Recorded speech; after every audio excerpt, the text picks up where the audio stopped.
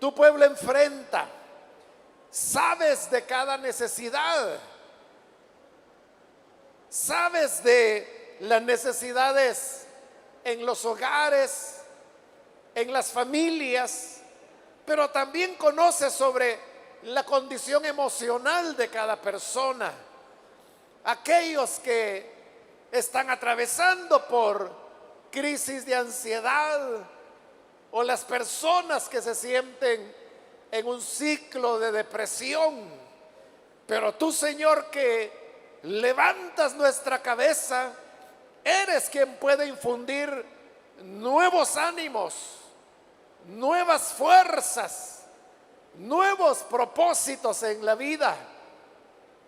Te pedimos también por los que se encuentran enfermos, cualquiera sea la enfermedad y cualquiera sea el diagnóstico que los médicos hayan dado.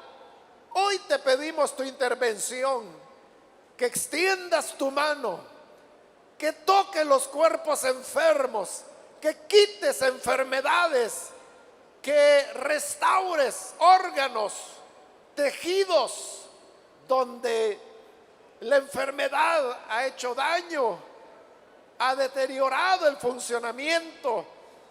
Pero tú, Señor, que nos creaste, nos conoces detalladamente y puedes responder sanando, y es lo que hoy estás haciendo.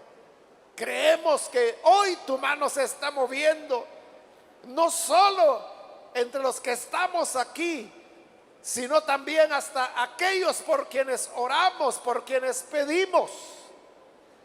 Te rogamos por los que están desempleados o que no tienen los ingresos suficientes, pero tú, que eres nuestro proveedor, nuestro Dios generoso, puedes, Señor, dar la provisión, abrir las puertas por las cuales tu pueblo ha estado clamando tanto tiempo. En tu bondad, hazlo, Señor, y glorifícate. También hoy queremos pedirte, envía tu palabra. Queremos conocer más de ella. A través de la Escritura es que encontramos el sustento, el ánimo para seguir adelante. También te rogamos por las personas que aún no te conocen. Alcánzala, Señor, con tu palabra, y añade hoy los que han de ser salvos conforme a tu propósito eterno. Por Jesús nuestro Señor te lo pedimos. Amén y amén. Amén. Hermanos, vamos a abrir la palabra del Señor. Esta vez lo hacemos en el libro del profeta Oseas. Busquemos el capítulo número 8 del profeta Oseas.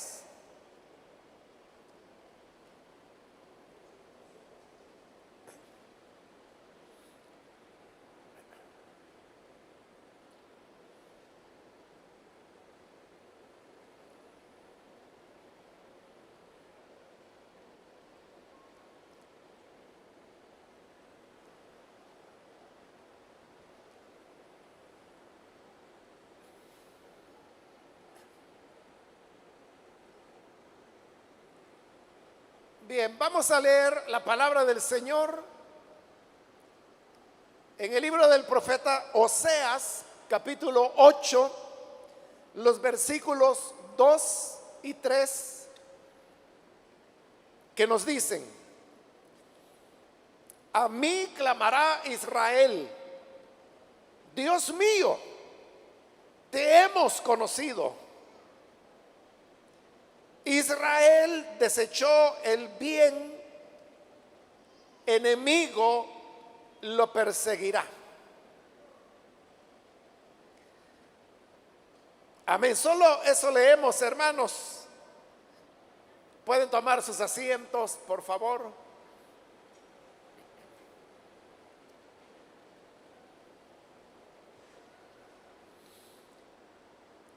Hermanos, hemos leído este par de versículos que usted puede notar son versículos muy cortos. Son solamente 3 afirmaciones que encontramos allí. Y la razón por la cual el profeta Oseas está hablando en términos así tan cortos, pero también podríamos decir tan contundentes, es porque en realidad así es como funciona el universo de Dios.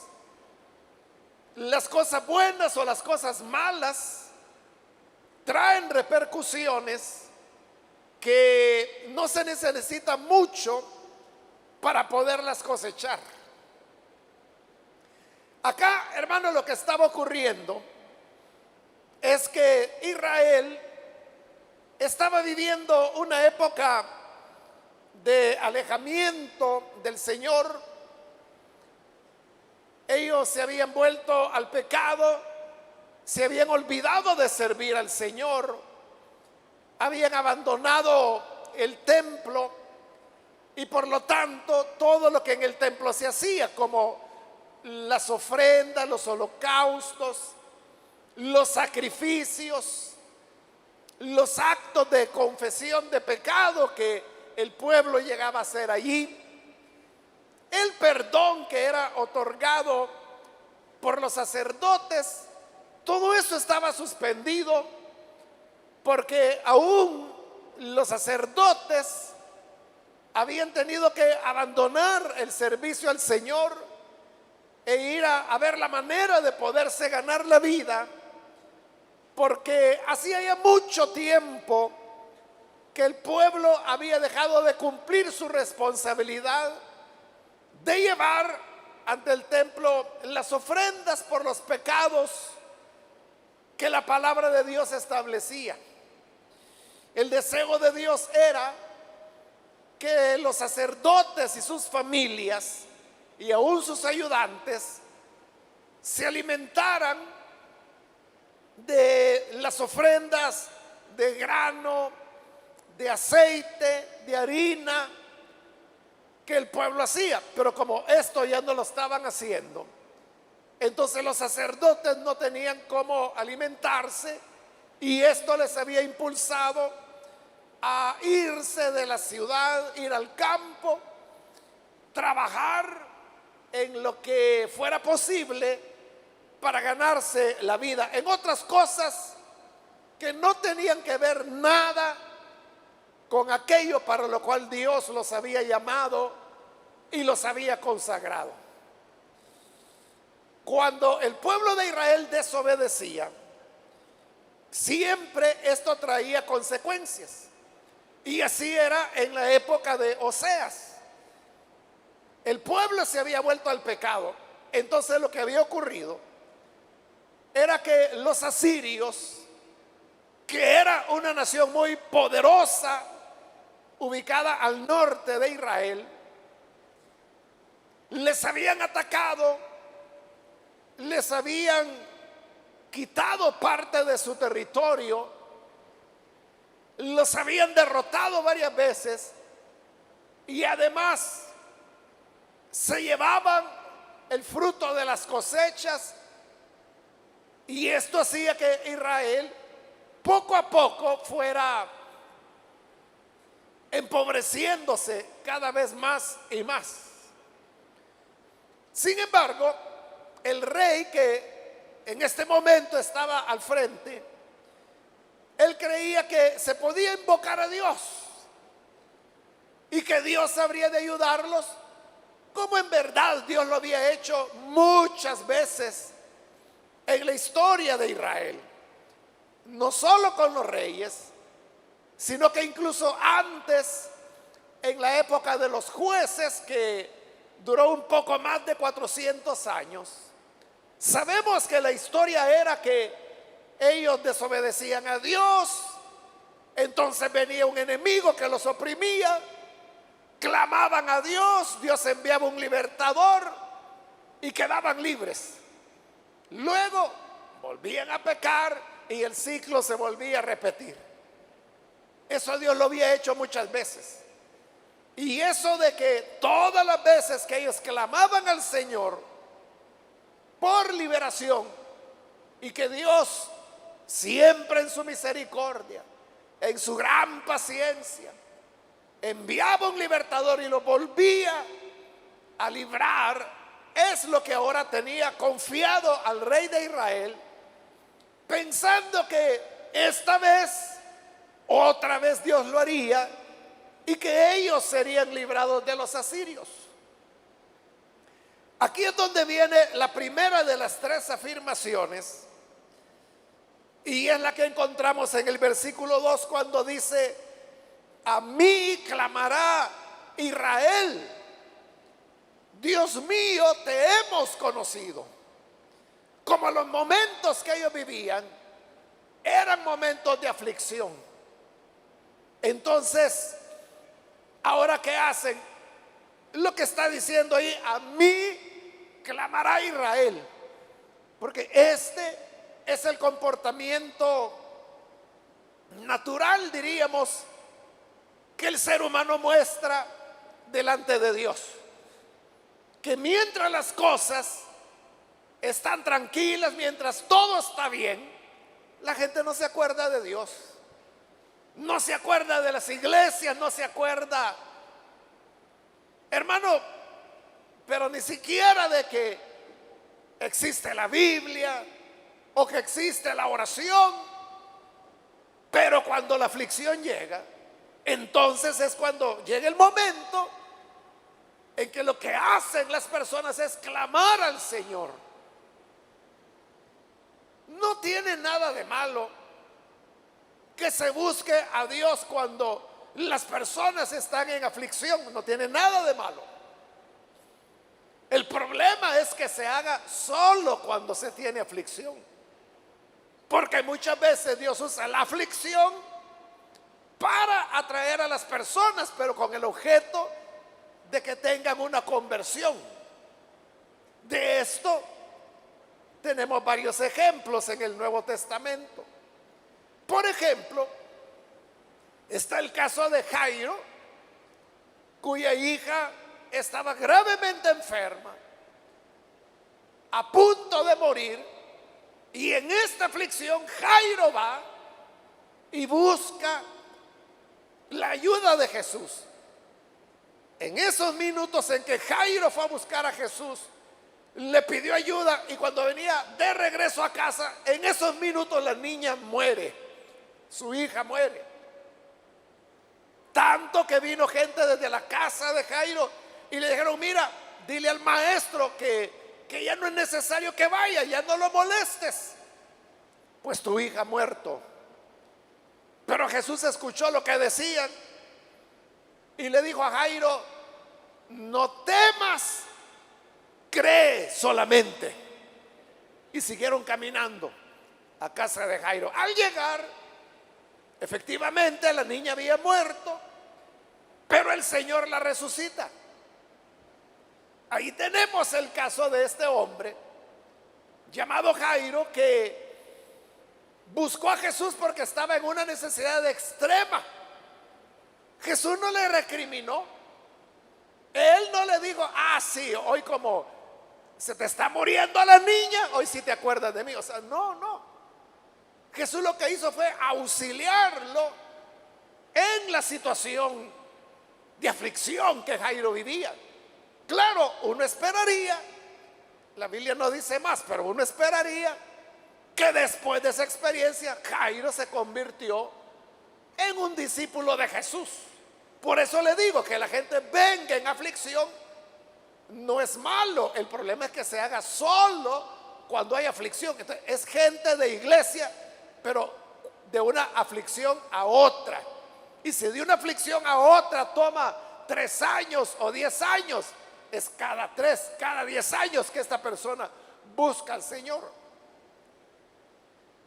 Hace muchos años, hermanos, leyendo un libro, hablaba sobre lo que ocurrió en Nicaragua en el año de 1976. fue un terremoto terrible que fue en un mes de diciembre, algo así, no recuerdo si era el 24 o 25 de diciembre, pero una fecha muy, muy cercana. Pero lo que le quiero decir es de que, bueno, después de ese año, no ha vuelto a haber en Nicaragua un terremoto tan poderoso como ese, tan terrible como el de 1976, donde Managua prácticamente quedó arrasada. Pero uno de los pocos edificios que quedó en pie fue la catedral de Managua.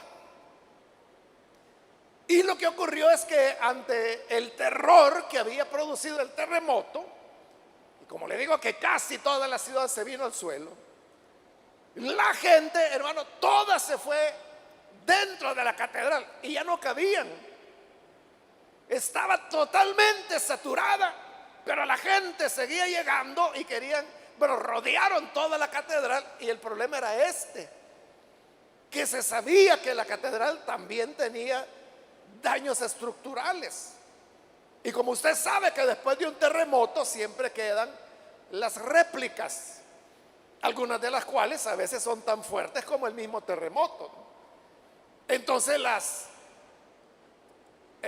autoridades de esa época le hablaban a las personas y les decían: por favor, salgan de la catedral, porque esto se puede caer en cualquier momento. Y frente a la catedral de Managua hay un gran parque. Entonces les decía: salgan al parque. Y la gente no se movía, al contrario, más gente quería entrar. Claro, eso le estoy hablando de 1976, en una época cuando, igual pues que en El Salvador, el catolicismo era predominante. En esa época, en los años 70, de Managua, de Nicaragua no tengo datos, pero de El Salvador la población evangélica era como el 3%. Entonces algo igual o menor era en Nicaragua. Claro, pero esa era la fe que la gente tenía. Entonces vea, en un momento de aflicción, de un terremoto terrible como no lo he vuelto a ver desde entonces, ya ¿cuánto sería? Casi 50 años, ¿no? La gente lo que busca es lo que ellos entienden por Dios, una ayuda divina. O sea, menos mal que la catedral no se cayó. Y la gente pues que entró, ahí pasaron las réplicas y todo, pero ellos querían el auxilio de Dios. Entonces hay gente que, le digo, es así, que tiene que venir algo muy fuerte que lo sacuda para buscar a Dios. Y eso es lo que ocurría en Israel ante el tema de la guerra. A mí clamará Israel. ¿Y qué era lo que clamaban? Dios mío, te hemos conocido. En la aflicción, ahí sí, eres mi Dios, porque así le está diciendo: Dios mío, te hemos conocido. Y al decir te hemos conocido es: tú eres a quien servimos, eres mi Dios, eres mi amparo. Y como tenemos la idea de que Dios sirve para ayudarnos, para rescatarnos, para salvarnos, entonces en medio de las aflicciones lo buscamos y le decimos: eres mi Dios, yo te conozco, siempre te he servido, desde que tengo uso de razón, yo te he tenido presente en mi vida. Eso es lo que la primera frase dice. Ahora vamos con la segunda. Dice el versículo 3: Israel desechó el bien. Esa es la otra realidad. Israel desechó el bien. Ellos están diciendo: tú eres nuestro Dios, te conocemos, te amamos. Pero viene Dios y responde a través del profeta: no digan mentiras. Ustedes lo que han hecho es desechar el bien. Esa es la realidad. Que las personas no hacen el bien, lo desprecian. Todos viven como la generalidad de personas lo hace. Y esa es la excusa de muchos que dicen: bueno, pero mire, si esto, refiriéndose a cualquier pecado, Si esto todo el mundo lo hace, ¿cómo va a creer que esto es algo malo que no le agrada a Dios si todo el mundo lo hace? Pero el hecho de que todo el mundo lo haga no significa que sea bueno o que sea correcto, mucho menos. Hermano, todos nos resfriamos, a todos nos da gripe en algún momento, pero el hecho de que a todos nos lo dé no significa que sea bueno. Claro, un resfriado es un resfriado, ¿verdad? Que no debería causar mayor problema. A veces las personas se descuidan, lo dejan pasar y eso se puede convertir en una bronconeumonía, ¿verdad? Pero normalmente el resfriado pasa y ni cuenta nos dimos. Pero hay otras cosas que son más graves y que no porque mucha gente lo tenga significa que sea bueno. Así son las prácticas. Hay conductas. O hay personas que dicen, mire, dígale una mentira. Va a ser una mentirita blanca. Porque creemos que hay mentiras buenas y mentiras malas. Pero el Señor Jesús dijo que el origen de toda mentira es Satanás. Él dijo, Satanás es el padre de mentira, dijo Jesús. Y cuando habla mentira, está hablando de suyo, está hablando de su naturaleza, porque la naturaleza de Satanás es el engaño, es la mentira, es ocultar los hechos, es cambiarlos. Pero la gente puede decir, pero mire, ¿y quién es el que no miente? Claro, muchísima gente miente. Las personas mienten, a veces por evitar verse acorralados, a veces mienten por escapar de una situación incómoda y a veces mienten sin necesidad, simplemente porque quieren mentir. Hay gente que miente, como le digo, sin necesidad, pero es correcta la mentira. Uno puede pensar, bueno, todo el mundo miente, pero yo le preguntaría, ¿y a usted le gusta que le mientan? ¿A usted le gusta que lo engañen? ¿A usted le gusta que le vendan algo que le dicen que está bueno y que no sirve? Que le llevan una refrigeradora y dicen, no, mire, si en la casa ni la usamos. Un mes tiene y en este mes 15 días pasó desconectada, así que nueva se la está llevando. Y usted compra la tal refrigeradora pensando que es cierto lo que le están diciendo, y cuando llega a su casa significa que ya no funciona. Te la manda a reparar y en el taller le dice, no, mire, si este motor ya está acabado. Pero si a mí me dijeron que está nueva, ¿qué nueva va a estar? Esto está ya acabado. Hace años, hermanos, me estoy recordando en este momento que yo recién le había comprado una batería al vehículo y no recuerdo por qué razón tuve que llevar el vehículo a un taller. Algo había que reparar. Yo lo llevé, total que me lo repararon, pero no sé qué me dio. Fíjese que ya estaba ahí el vehículo solo, ya había pagado y todo, solo de llevármelo, pero no sé qué me dio de abrir el capó, la parte donde está el motor. Y cuando la abro, hermano, era una batería vieja que le habían puesto.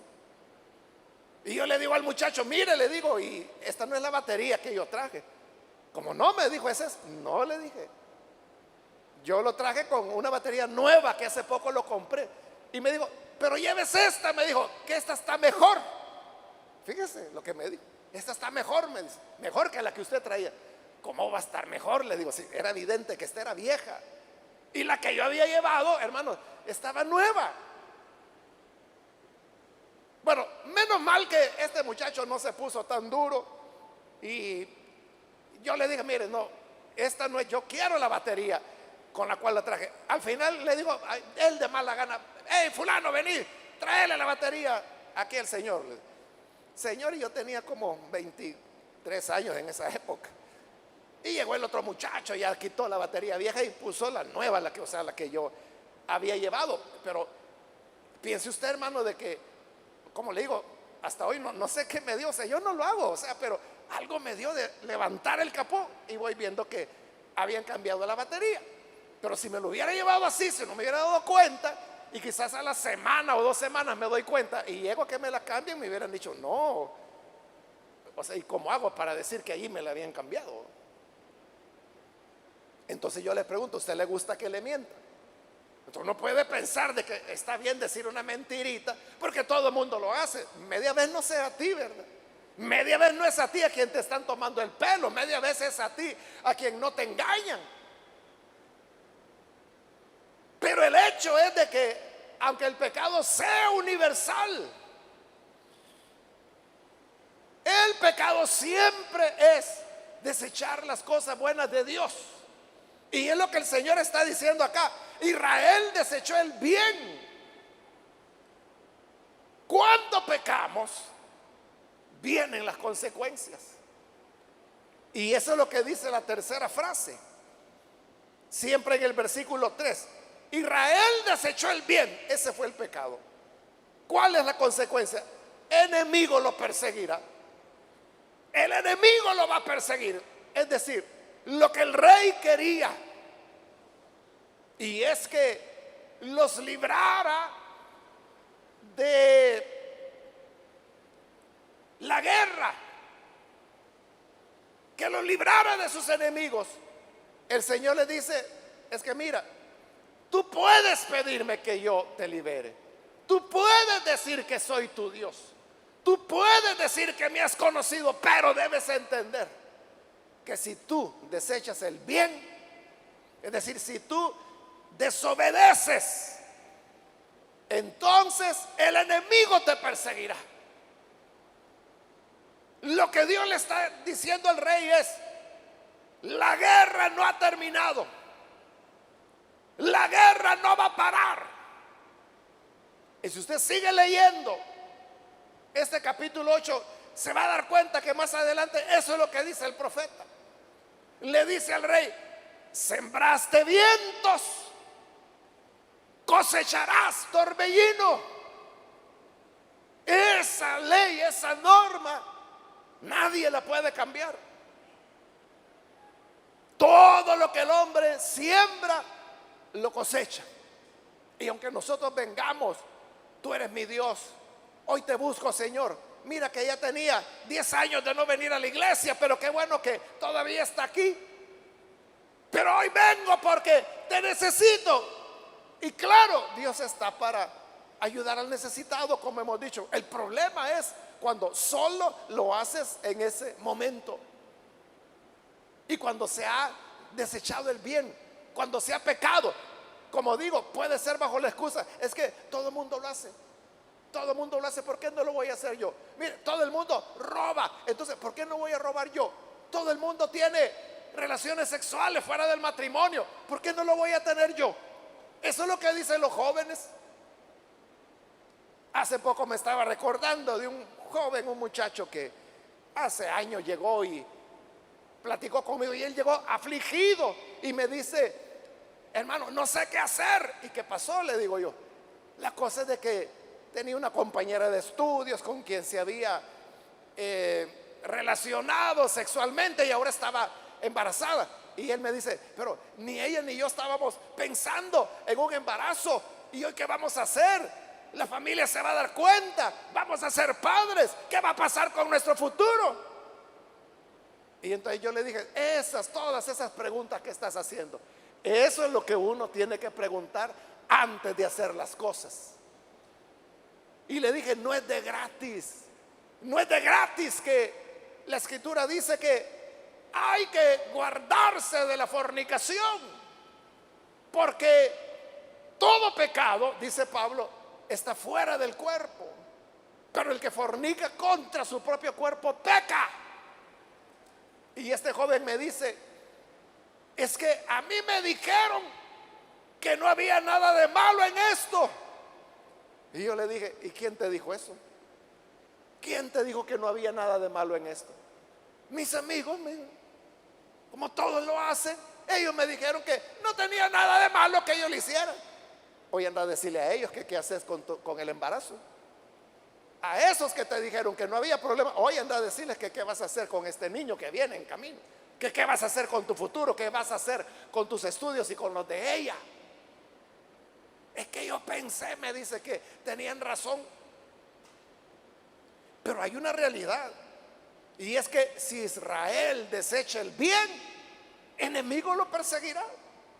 Las consecuencias van a venir. Entonces las noticias para el rey no eran buenas.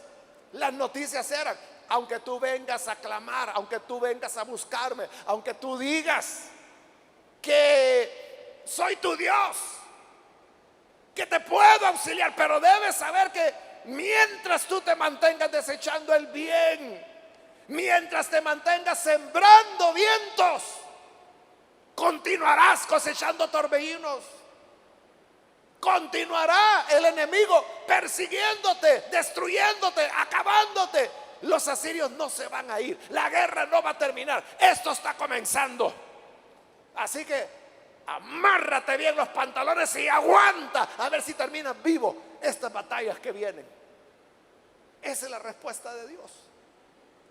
Entonces usted podrá decir: significa entonces que no hay esperanza. Significa entonces que aunque busque a Dios, Él lo que va a hacer es dejarme cosechar nuestros pecados. Es que todo depende cuál es la actitud con la que uno se acerca a Él. En el caso del rey de Israel, es verdad que le está pidiendo a Dios, pero ¿qué es lo que ocurría? Lo que ocurría es que en él no había arrepentimiento. No había ni la menor señal de arrepentimiento. Ese es el problema. Es que, hermano, uno pudo haber sido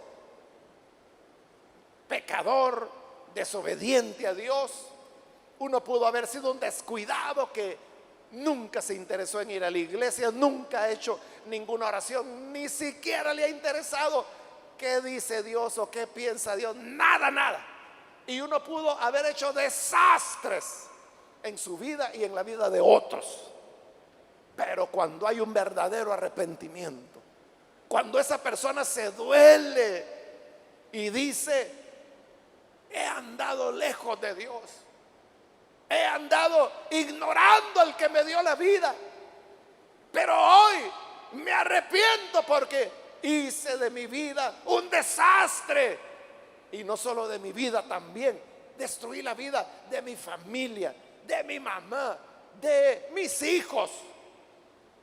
Cuando hay verdadero arrepentimiento y la persona viene y dice: Señor, me arrepiento, te entrego lo que soy, ahí es donde el perdón del Señor viene. Porque la persona no está desechando el bien, se está arrepintiendo, se está operando un cambio de vida, un nuevo nacimiento. Y cuando eso ocurre, la gracia, la misericordia, la bondad de Dios viene en auxilio de aquellos que se han arrepentido. Todo depende de eso, de cuál es la sinceridad con la cual venimos ante el Señor. En el libro primero y el segundo de los Reyes se nos cuenta de un rey malvado que tuvo Israel, que se llamó Acab. Acab, dice la Biblia, que nunca antes de él hubo un rey tan malo como Acab lo fue. Acab persiguió a los profetas del Señor, los mató, los exterminó, destruyó el altar del Señor, patrocinó y dio dinero para el culto a Baal, levantó santuarios para el dios Baal, asesinó a un hombre para quitarle su terrenito porque él quería ampliar el jardín de su palacio. Entonces, cuando hizo todas estas maldades, era la época del profeta Elías. Entonces Dios envió a Elías y llegó cuando el mismo día que el rey Acab estaba tomando propiedad del terreno de Nabot, a quien él había matado para quitarle la tierra. Ese día, allí, a firmar el papel iba, cuando llega Elías y le dice: mira, así dice el Señor, por cuanto derramaste la sangre de un justo, mataste a Nabot en el mismo lugar donde la sangre de Nabot fue derramada, ahí los perros van a lamer tu sangre, porque yo te voy a matar a ti, a tu descendencia. No voy a dejar nadie de tus hijos porque hiciste esta maldad. Cuando Elías le dice esas palabras tan duras a Acab, en otras ocasiones ya Elías había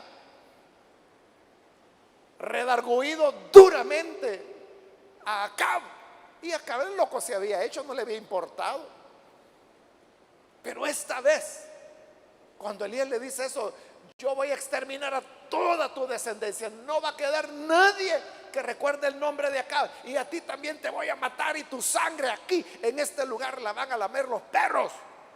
Eso le impactó tanto a Acab que en ese momento él rompió sus ropas reales en señal de dolor y ya no quiso comer, se humilló.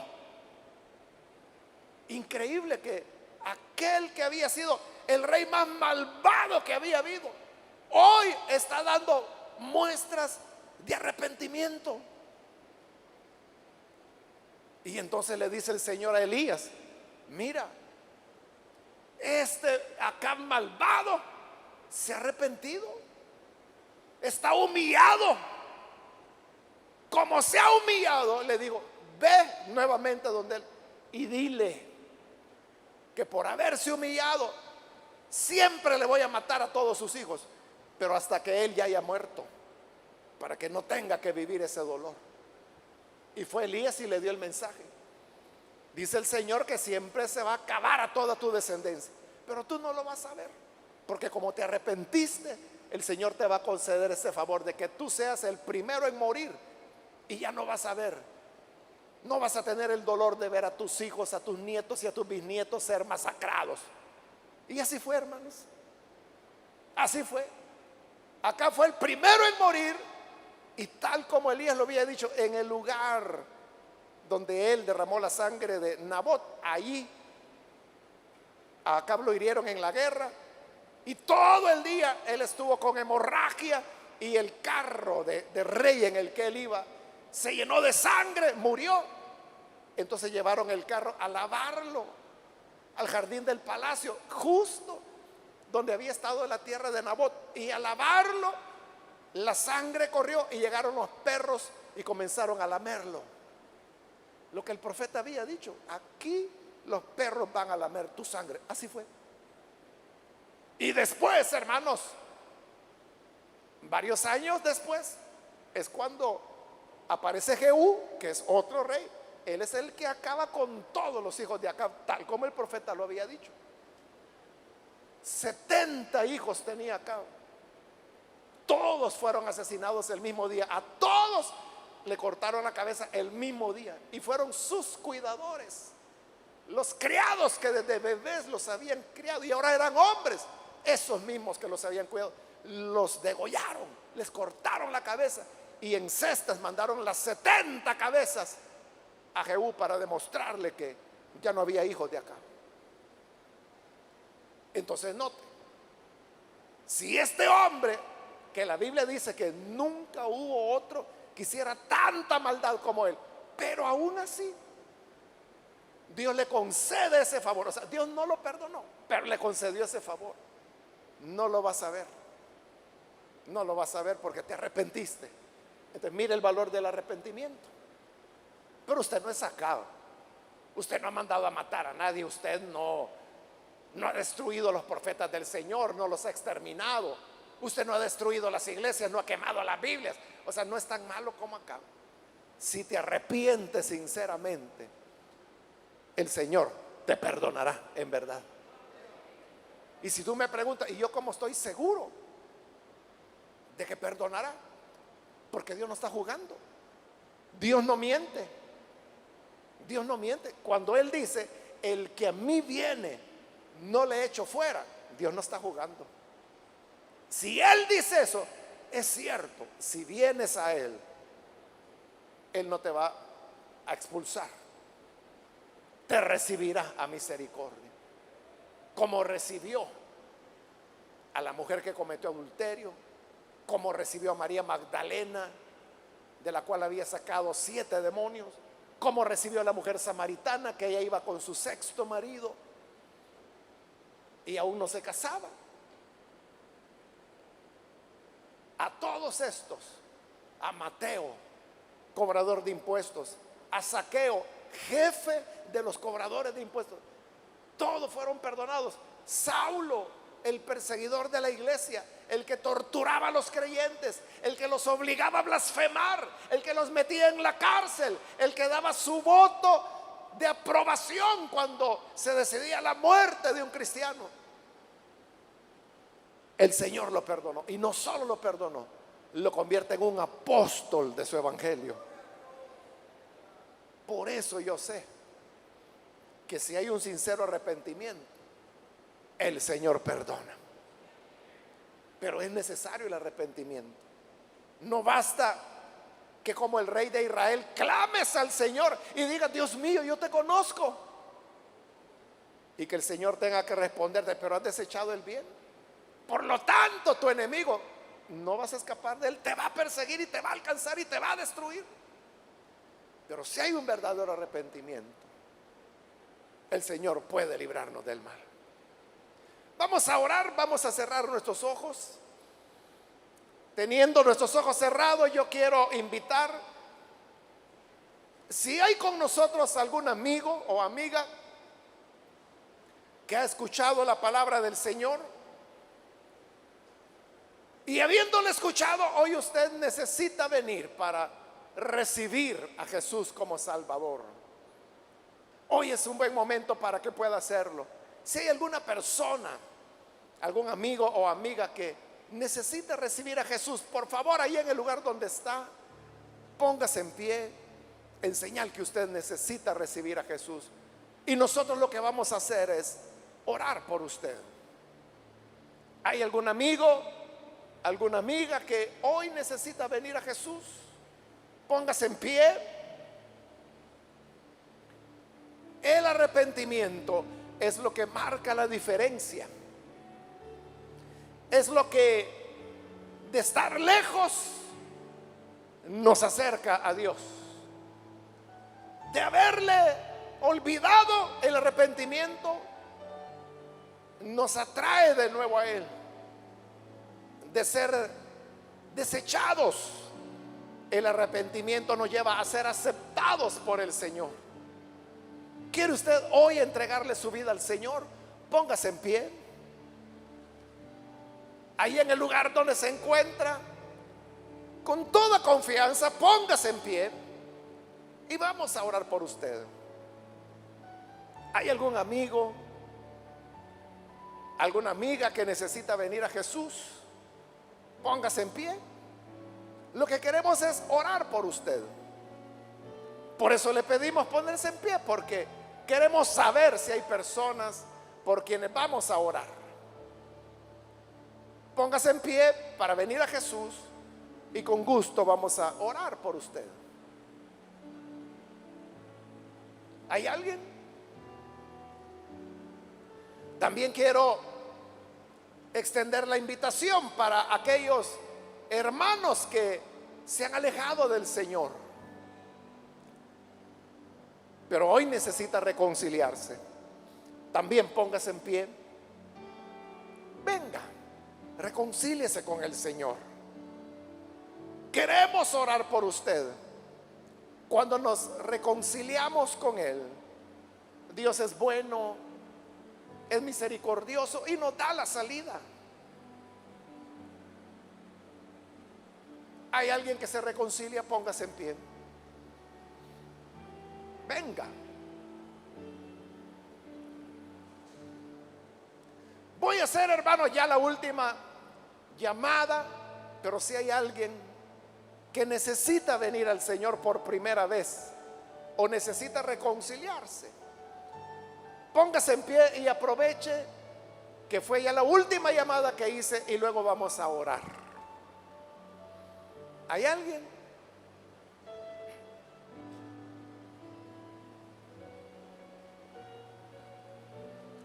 A usted que nos ve por televisión, quiero invitarle, ahí donde nos está escuchando y necesita recibir a Jesús, ore con nosotros. Hoy es su día. Padre, gracias te damos porque tu palabra nos ilumina, tu palabra nos enseña, y ahora a través de ella nos damos cuenta de la importancia de experimentar un verdadero arrepentimiento delante de ti. Venimos, Señor, a ti con el anhelo de darle un giro a nuestra vida, que sea diferente, vivir para ti, temer tu nombre, no solo recordarnos cuando estamos en emergencia, sino, Señor, cada día de nuestra vida, en cada amanecer, en cada atardecer, que tú seas nuestro fiel amigo y que te sirvamos, que podamos en nuestra vida hacer espacio para ti, para servirte, para agradarte, para hacer tu voluntad, porque tú nos has dejado una misión a cada uno, y esta misión es la que debemos cumplir, es el sentido de nuestra existencia.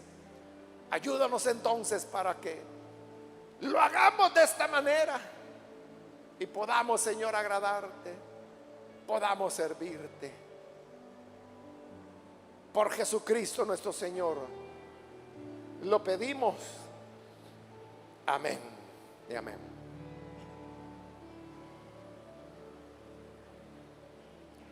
Amén.